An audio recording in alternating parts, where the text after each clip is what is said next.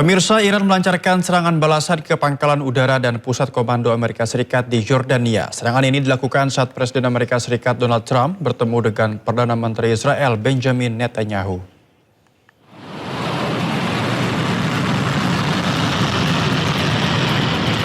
Garda Revolusi Iran merilis video detik-detik saat rudal balistik diluncurkan ke Yordania. Mereka menargetkan pangkalan udara Angkatan Darat Amerika Serikat dan markas komando pusat di Yordania dengan beberapa rudal balistik. Iran mengklaim serangan sebagai tanggapan atas tindakan agresif Amerika Serikat terhadap anak-anak. Hal ini dituliskan dalam rudal yang diluncurkan ke target-target mereka. Sementara itu, militer Yordania mengumumkan berhasil mencegat 5 rudal balistik yang diluncurkan oleh Iran.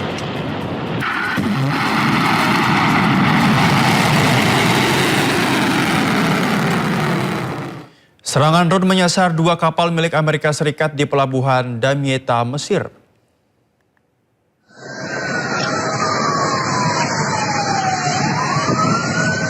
Ledakan mengguncang kawasan pelabuhan Damietta, Mesir. Drone kamikaze menghantam 2 kapal tanker milik Amerika Serikat yang tengah bersandar. Namun kabar ini dibantah Menteri Perminyakan Mesir yang menyebut kejadian ini murni kecelakaan.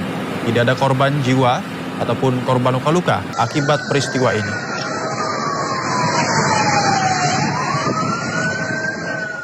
Rangkaian serangan Amerika Serikat dan Arab Saudi ke Irak memicu kecaman keras dari pihak Baghdad yang menilainya sebagai pelanggaran kedaulatan negara. Serangan Amerika Serikat dan Arab ke Irak terekam oleh kamera CCTV. Pasukan mobilisasi populer Irak mengatakan beberapa markas besarnya menjadi sasaran. Serangan ini menewaskan setidaknya 20 orang. Pemerintah Irak pun langsung mengadakan pertemuan darurat Dewan Menteri untuk Keamanan Nasional.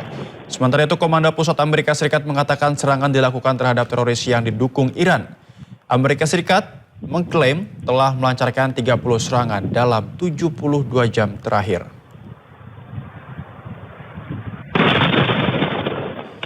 Tujuh orang terluka akibat serangan udara Israel di Al-Shati, Gaza, Palestina. Warga Gaza kecewa menilai tidak pernah ada gencatan senjata.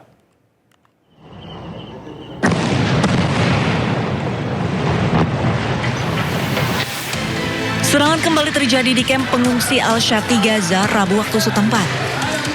Video memperlihatkan orang-orang yang berlarian di jalanan dan dipenuhi asap, sementara ambulans bergegas ke lokasi kejadian. 7 orang dilaporkan terluka akibat serangan ini. Menurut saksi mata, serangan menghancurkan tempat pengungsian warga selama berbulan-bulan.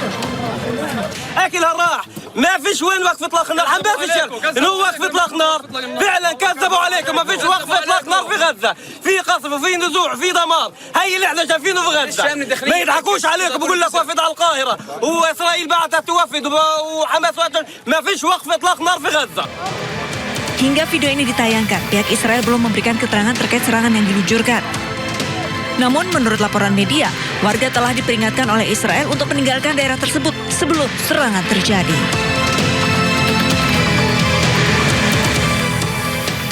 Informasi pilihan hari ini akan tersaji di segmen Sindo News 5 sekaligus menjadi penutup Sindo malam hari ini. Anda bisa mendapatkan informasi terkini dan terbaru di kanal YouTube Sindo News atau melalui portal yang menghadirkan berita daerah, berita nasional dan berita internasional di sindonews.com. Mari berbagi untuk masyarakat yang terdampak bencana di tanah air melalui MNC Peduli dengan berdonasi pada rekening di bawah ini atau scan QR dengan aplikasi uang digital Anda. Saya Nova Zakwan beserta kerabat kerja undur diri. Selamat malam dan sampai jumpa. Halo pemirsa, kita berjumpa di segmen Sindo News 5, ruang bincang yang bukan sekedar menyampaikan berita, tapi juga mengajak kita semua berpikir lebih dalam tentang apa yang sedang terjadi di negeri ini. Bersama saya Ardi Lase.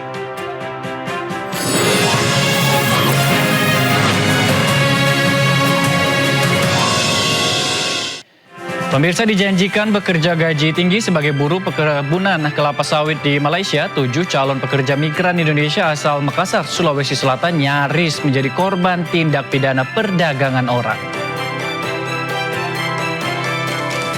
Ya pemirsa, polisi menggagalkan keberangkatan 7 calon pekerja migran Indonesia melalui prosedur resmi yang hendak bertolak melalui Bandara Sultan Hasanuddin Makassar, Sulawesi Selatan. Ketujuh korban akan berangkat menuju Sarawak, Malaysia, dijanjikan pekerjaan buruh perkebunan kelapa sawit. dengan iming-iming gaji tinggi. Diduga mereka adalah korban tindak pidana perdagangan orang dan sebelumnya masing-masing menyetorkan uang 8 juta rupiah kepada perantara pekerja. Sejumlah barang bukti disita antara lain 1 mobil, 7 paspor boarding pass, dan 1 ponsel. Polisi menangkap seorang tersangka, Abdul Rahman, berperan sebagai perekrut, sementara 1 pelaku lain, Iswandi, masih buron. Dan Iswandi yang memberangkatkan para pekerja migran Indonesia tanpa melalui prosedur dan setelah itu membebankan biaya sebesar 8 juta rupiah per orang untuk biaya keberangkatan sampai ke Sarawak, Malaysia. Atas dasar informasi tersebut, petugas Polri dengan segera melakukan penyidikan dan melakukan pemeriksaan terhadap korban dan saksi. Selanjutnya melakukan koordinasi dengan pihak BP3MI terhadap korban untuk dilakukan pendataan dan penempatan sementara di rumah aman. Kita ke informasi lainnya pemirsa, Kementerian Kesehatan tidak menemukan adanya indikasi beban kerja berlebih atau overwork terhadap dokter magang berinisial SZM di RS Medika Cisalak, Depok, Jawa Barat. Dokter magang SZM dilaporkan meninggal dunia usai diduga jatuh dari lantai 18 apartemen Kalibata City, Jakarta.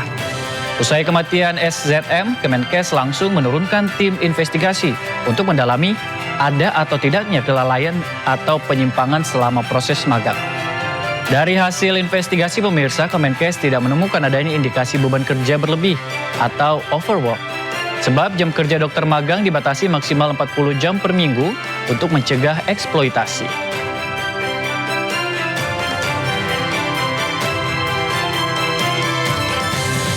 KPK buka peluang memeriksa mantan Gubernur Bank Indonesia Peri Warjio dalam dugaan 2 kasus korupsi. Mantan Gubernur Bank Indonesia Peri Warjio akan diperiksa sebagai saksi dalam kasus dugaan korupsi dana CSR Bank Indonesia dan dugaan korupsi di Otoritas Jasa Keuangan. Saat masih menjabat sebagai Gubernur BI, nama Peri sempat dikaitkan dengan perkara dugaan korupsi dana CSR di Bank Indonesia. Pada 16 Desember 2024, KPK bahkan sempat geledah sejumlah ruangan di gedung BI, namun hingga kini Peri belum pernah diperiksa.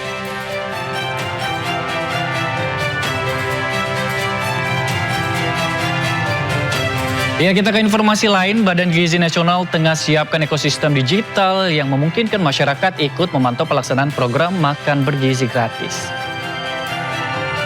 Kepala Badan Gizi Nasional Sudaryono katakan platform digital ditargetkan mulai dapat diakses publik, khususnya orang tua siswa pada pekan depan.